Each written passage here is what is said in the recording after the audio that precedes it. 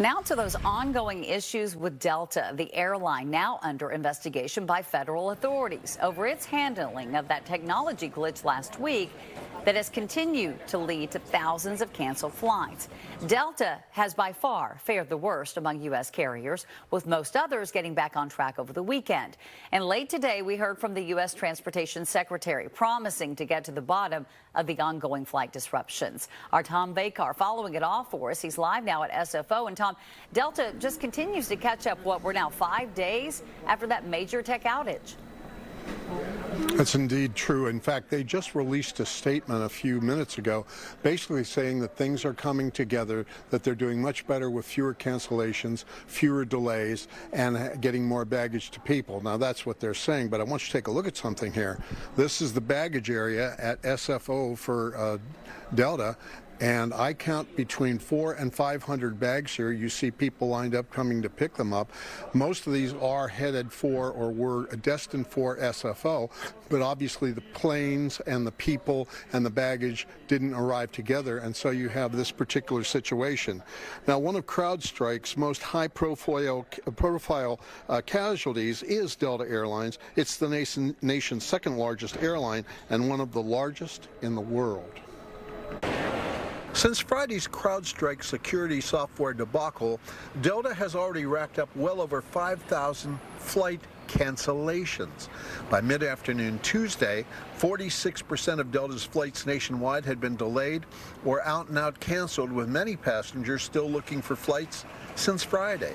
Checking the departure boards for Delta, we find that about 1 in 4 flights are indeed delayed, but 3/4 of the flights are actually on time, and there are no cancellations.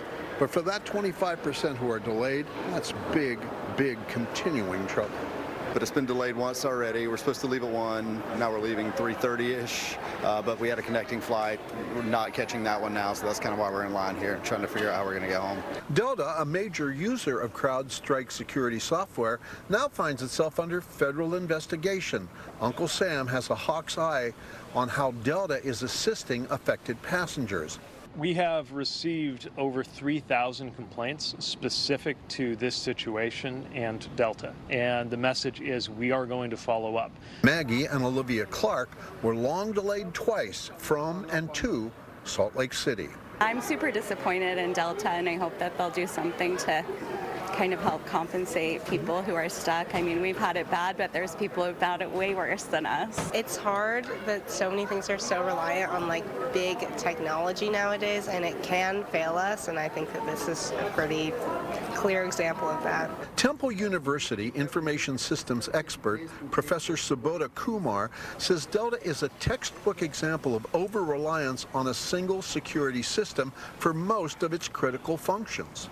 Too much going towards cost cutting and too much relying on the fact that nothing bad is going to happen. That's why so many companies rely on a single provider, such as CrowdStrike, without having sufficient backups.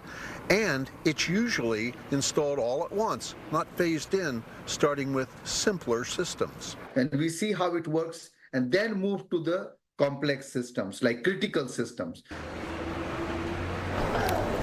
And says the professor, companies should always have a rollback system to immediately reactivate if the new system fails, as this one certainly did, and a backup that Delta certainly did not have. Reporting live, Tom Vacar, KTVU, Fox 2 News. All right, Tom, and it really is something when you hear the Transportation Secretary talk about the thousands of complaints that office has received from Delta passengers. More than 3,000 complaints received, and this is not even close to being over yet because, again, all these people aren't matched up with their bags. This is true all over the country. This is still going to take several days to unwind, and regardless of what Delta says, this is still an ongoing issue. All right, our Tom Vacar live for us there at SFO. Tom, thank you. Meantime, Delta has temporarily paused travel for unaccompanied minors.